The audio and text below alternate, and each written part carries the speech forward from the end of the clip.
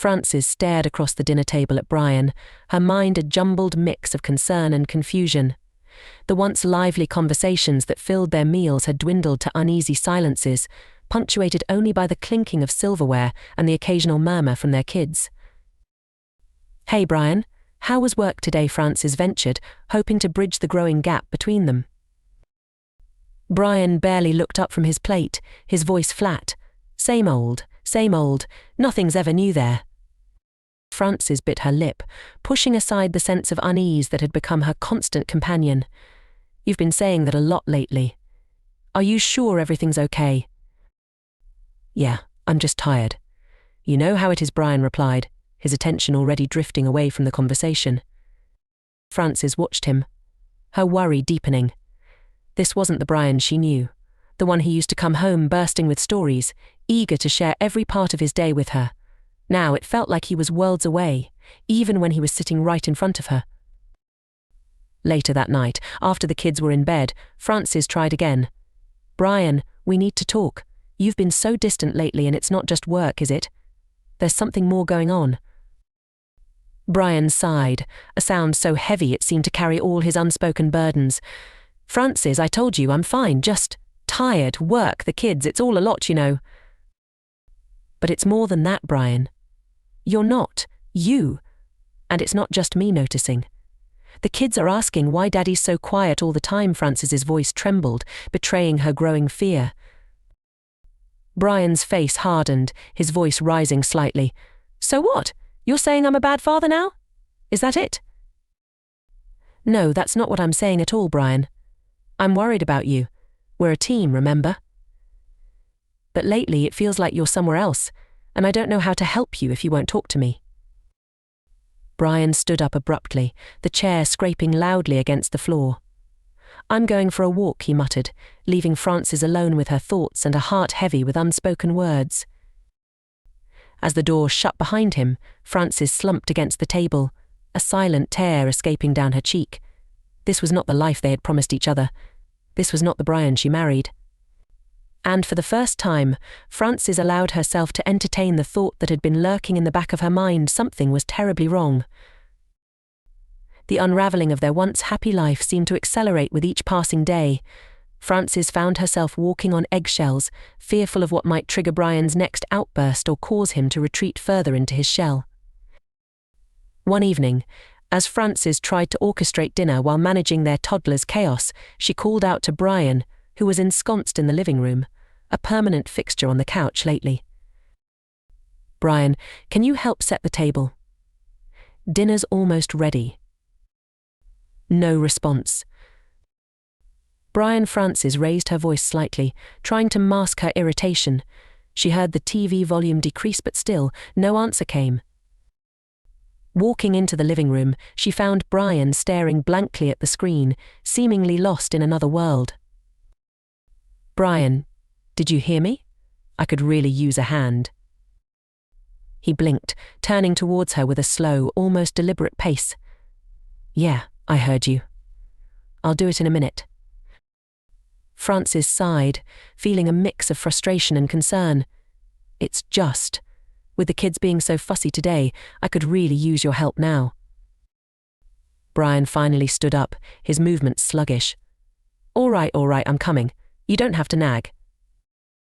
The sharpness in his voice stung Frances. This was new territory for them. Bryan's irritation had started to weave its way into their daily interactions, turning minor requests into battlegrounds. Later that week, the tension reached a breaking point. Frances discovered Bryan had forgotten to pick up their daughter from ballet, something out of character for him and a mistake he'd never made before. "Bryan, how could you forget to pick up Emma? She was the last one there, waiting all alone." Frances's voice trembled with a mixture of anger and disbelief. Bryan's reaction was defensive, his tone bordering on hostile. "I forgot, okay? I can't remember everything. You could have reminded me." "But it was on our calendar, Bryan. You knew I had the parent-teacher conference today. It's not just about forgetting you've been so distant. You're not here with us. Not really. What's going on with you?" For a moment, Frances saw a flicker of something pass through Bryan's eyes. Guilt? Recognition? She couldn't be sure before it was quickly masked by frustration. I'm doing the best I can, Frances. I'm just stressed, that's all. You're making a big deal out of nothing. But it's not nothing, Bryan. It's everything. It's our life falling apart while you just sit there. I don't know what to do anymore. Frances's voice cracked, her frustration giving way to desperation. Bryan looked at her, really looked at her, for the first time in what felt like forever. His voice softened, but the words were hollow. We'll figure it out, Frances. We always do. But as he walked away, leaving Frances standing alone in their too-quiet kitchen, she wasn't so sure. The man she had married, the partner she had chosen for this journey, seemed to be disappearing before her eyes, replaced by a stranger she no longer recognized. The tension and uncertainty had become a constant companion in Frances's life, making her home feel more like a battleground than a sanctuary. She knew something had to change, but the thought of confronting Bryan about his mental health filled her with dread. Yet, for the sake of their family, she knew she couldn't let fear dictate her actions any longer. One chilly Thursday evening, Frances waited for the kids to fall asleep before she approached Bryan, who was aimlessly flipping through channels on the TV. "Bryan, we need to talk," Frances began, her voice steady but filled with an undercurrent of nervous energy. Bryan glanced at her, a flash of annoyance crossing his face before he masked it with indifference. "About what?" "It's about you, us, and everything that's been going on. I've been doing some reading, talking to a few people, and I think you might be struggling with something more than just stress." Bryan's body stiffened, and he turned off the TV, facing her fully for the first time in the conversation. "And what's that supposed to mean?" Frances took a deep breath, choosing her words carefully. I think you might be dealing with some form of mental illness. Your mood swings, the forgetfulness, how you've withdrawn from us, it's all pointing to something like depression or maybe something else." Bryan scoffed, a bitter laugh escaping him. "So now you're playing doctor? You think you've got me all figured out?" "It's not like that, Bryan. I'm worried about you, about us. I've seen how much you're hurting, even if you don't want to admit it, and I think getting a professional opinion could really help." For a moment, Frances saw the mask slip, revealing a glimpse of the vulnerability Bryan had been hiding. His voice was a whisper, laced with fear. "And what if they say I'm crazy? What then, Frances?" "You're not crazy, Bryan. Needing help doesn't make you weak or broken. It just means we find a way to heal, together. But we can't ignore this anymore. We owe it to each other and to the kids to try." The room was silent for what felt like an eternity before Bryan nodded, almost imperceptibly. "Okay," he murmured. "Okay, we can see someone. But I'm doing this for you and the kids, not because I think it'll change anything." Frances reached for his hand, squeezing it gently. "That's all I'm asking. We'll take it one step at a time, together." The next week, Frances made appointments with a few recommended therapists, her heart a mix of hope and apprehension.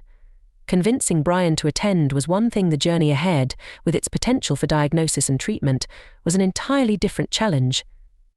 But for the first time in months, Frances allowed herself to feel a fragile sense of optimism. Perhaps, just perhaps, they were on the path to finding answers and healing. The weeks following their agreement to seek help were a rollercoaster for Frances. Bryan attended a few therapy sessions, but each visit seemed to leave him more withdrawn and resistant than the last. The promise of understanding and healing that Frances had clung to was slipping through her fingers, replaced by a growing sense of despair. One particularly hard evening, Frances found herself picking up the pieces after Bryan's sudden outburst over a simple dinner mishap. The kids had retreated to their rooms, the tension too much for their young minds to understand. Bryan had stormed off somewhere, leaving Frances alone in the kitchen, surrounded by the mess and the broken silence. When Bryan finally returned, the house was quiet, the kids already asleep. Frances was sitting at the kitchen table, her thoughts a tangled web of frustration and fatigue. "We can't keep doing this, Bryan," she started, her voice low but firm. "Your outbursts, the mood swings. It's scaring the kids. It's scaring me." Bryan slumped into a chair across from her, his face weary. "I know, Frances, I know it's hard, but what am I supposed to do?" "Therapy's not working. Nothing's working. It takes time, Bryan. These things don't change overnight. But you have to try for us, for your family. We can't live like this, walking on eggshells, waiting for the next storm to hit. Bryan ran his hands through his hair, a gesture of frustration and defeat. I am trying, Frances, but maybe it's not enough. Maybe I'm not enough. That's not true. And you know it, Frances countered, reaching across the table in an attempt to bridge the distance between them. But we can't fix this alone. We need help, Bryan. Professional help. And you need to take that seriously for all of our sakes.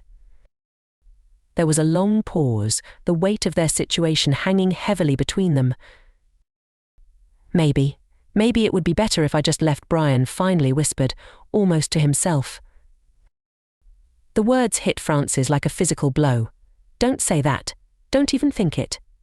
Leaving isn't the solution. We need to face this, not run from it. Bryan looked up, his eyes meeting hers for a fleeting moment. I'm not sure I can, Frances.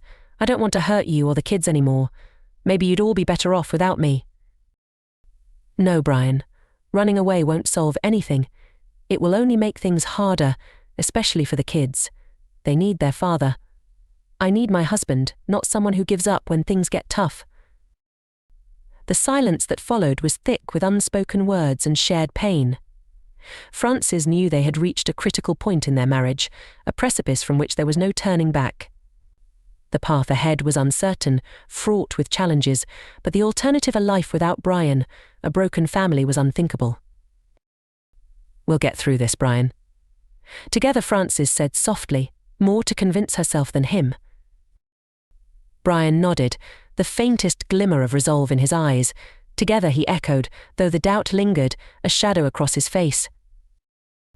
That night, as Frances lay awake in the darkness, Bryan's words haunted her.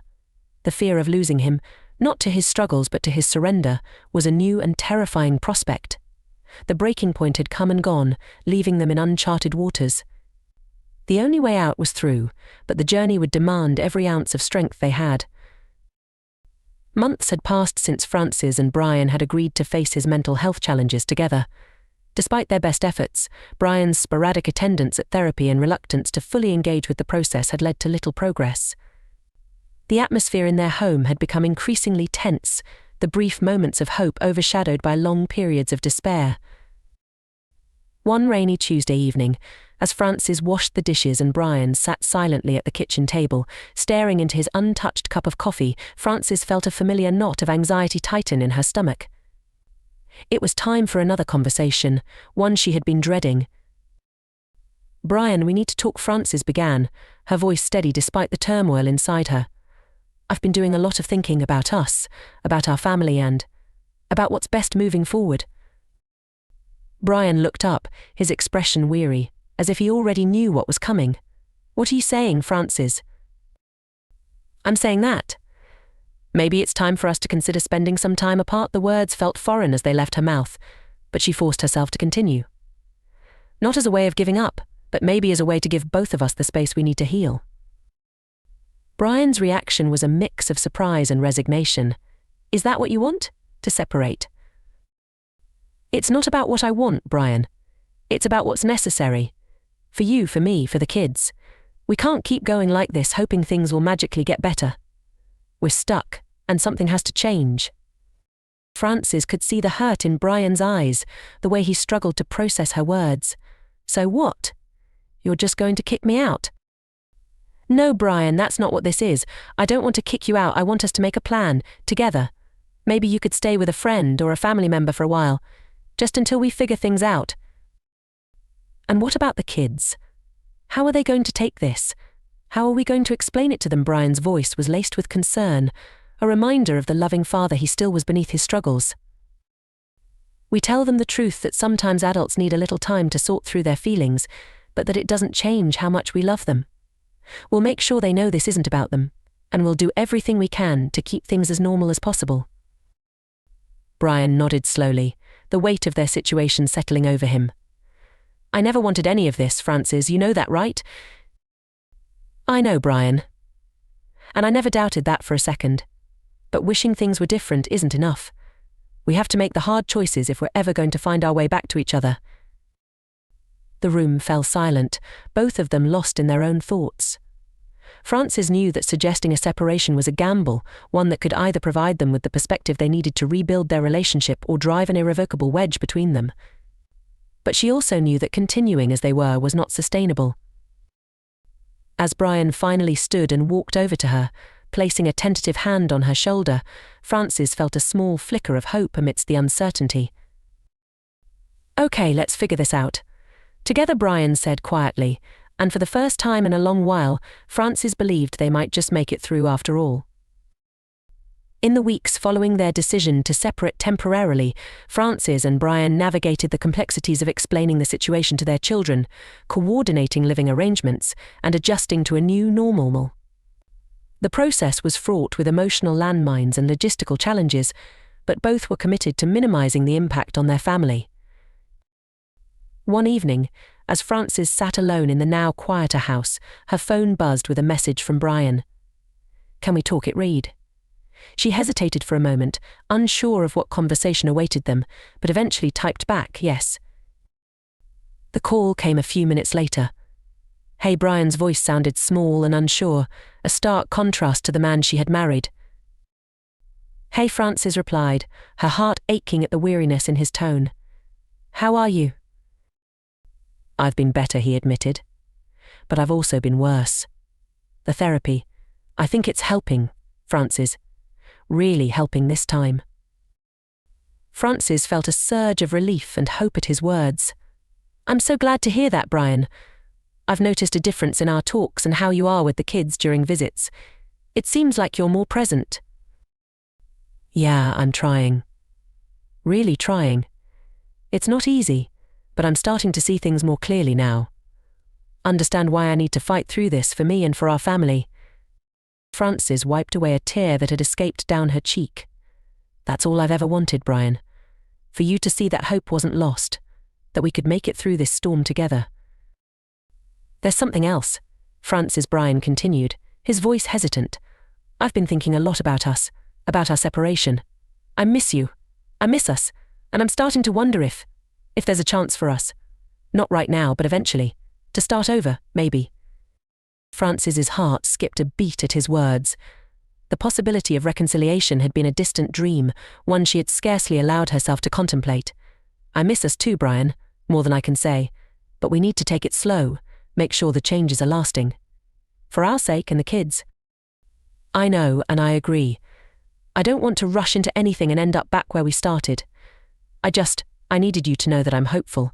For the first time in a long time, I'm hopeful about our future." Their conversation continued, delving into the practicalities of their current arrangement, their children's well-being, and the small steps they were both taking towards healing. It was a bittersweet symphony of love, loss, and the tentative tendrils of hope weaving through their words. As they ended the call with promises to talk again soon, Frances sat in the silence of their home, Bryan's words echoing in her heart. The road ahead was uncertain, fraught with potential setbacks and challenges. But for the first time since the unraveling began, Frances felt a glimmer of optimism about the future. Maybe, just maybe, their story wasn't over yet. Several months had passed since Frances and Bryan had embarked on their paths to healing, both as individuals and potentially as a couple. One crisp autumn afternoon, Frances found herself at a coffee shop, a place that had become her refuge for reflection.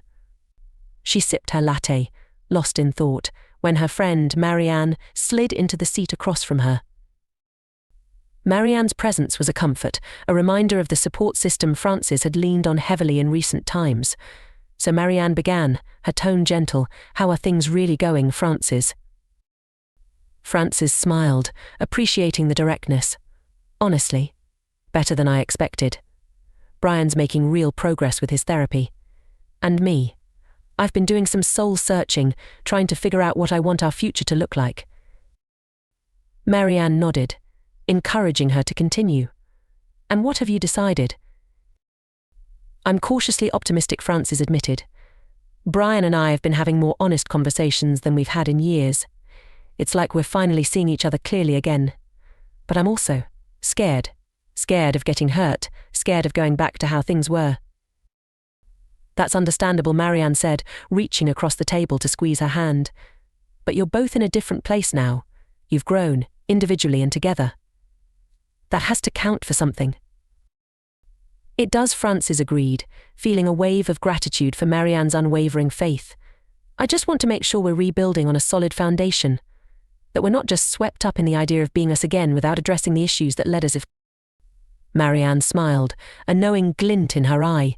You're thinking things through, considering all angles. That's the best approach. And Bryan? How's he feeling about all this? He's hopeful too. He's been talking about the future, about wanting to be a better husband, a better father. It's all I ever wanted to hear him say those things and actually believe them. The conversation shifted then, to the kids, to work, to the mundane details of daily life, but Frances's mind lingered on her and Bryan's journey. The separation had been a catalyst for growth, a painful but necessary pause that allowed them to confront their demons and envision a healthier future. As she left the coffee shop, Frances felt a renewed sense of purpose. The path ahead was still fraught with uncertainty, but she and Bryan were navigating it together, step by tentative step. The reflection in the shop window caught her eye, a woman stronger and more resilient than the one who had faced the world with fear and doubt months ago. Frances smiled at her reflection, acknowledging the transformation within her and the promise of what was yet to come. The turn of the season brought with it a tangible sense of renewal, mirroring the gradual changes in Frances and Bryan's relationship. They had come to a mutual understanding that while the past could not be changed, they could shape their future through conscious effort and commitment. One brisk Saturday morning, with the sun casting a warm glow through the kitchen windows, Frances and Bryan sat down with steaming cups of coffee to discuss their plans moving forward. It was a conversation they had both anticipated and dreaded, knowing its significance. Frances began, her voice laced with a mixture of hope and trepidation. I've been thinking a lot about us, about how far we've come and where we want to go from here. Bryan nodded, his expression serious but open. I have too, Frances. These past months have been eye-opening for me. I've seen the pain I caused, and I've realized just how much I want to make things right, not just for you and the kids, but for me too. Frances took a deep breath, encouraged by his words. I've seen the changes in you, Bryan. The effort you're putting into therapy, into us. It's made me hopeful that we can start a new chapter together. But I need to know that we're on the same page, that we're both committed to doing things differently this time. I am, Frances. I really am, Bryan said earnestly. I know I have a lot to make up for and I know it won't be easy, but I want to be the man you and the kids deserve. I want to rebuild our trust, our family. Frances felt tears prick at the corners of her eyes, moved by his sincerity. I want that too, Bryan. But it means we need to keep communicating, keep being honest with each other, even when it's hard. We need to be patient with ourselves and each other. I agree, Bryan replied, reaching across the table to take her hand, and I think we should continue seeing the therapist, together this time. It might help us navigate the challenges ahead, help us understand each other better. Frances squeezed his hand in agreement. That's a good idea. And Bryan, no matter what happens, I want you to know that I'm proud of you. Proud of the steps you've taken to address your mental health. It's not an easy journey, but you're not alone in it. Bryan's eyes shone with unshed tears, a testament to the emotional journey he had embarked upon. Thank you, Frances. That means more to me than you know, and I'm proud of us for not giving up, for being willing to fight for our family. As they continued to talk, laying bare their fears, hopes and dreams for the future, Frances felt a profound sense of connection to Bryan, one that had been missing for far too long. They were still navigating uncertain waters, but for the first time in a long while, they were doing it together, as a team. The conversation that morning marked a new beginning for Frances and Bryan, a commitment to move forward with intention and love. They knew there would be setbacks and challenges, but the foundation they were rebuilding was stronger, fortified by the lessons learned through their separation and individual growth. As they stood to clear the table, their actions in sync, Frances felt a quiet confidence in their shared future. The road ahead was uncharted, but they had each other, and that was a starting point full of promise.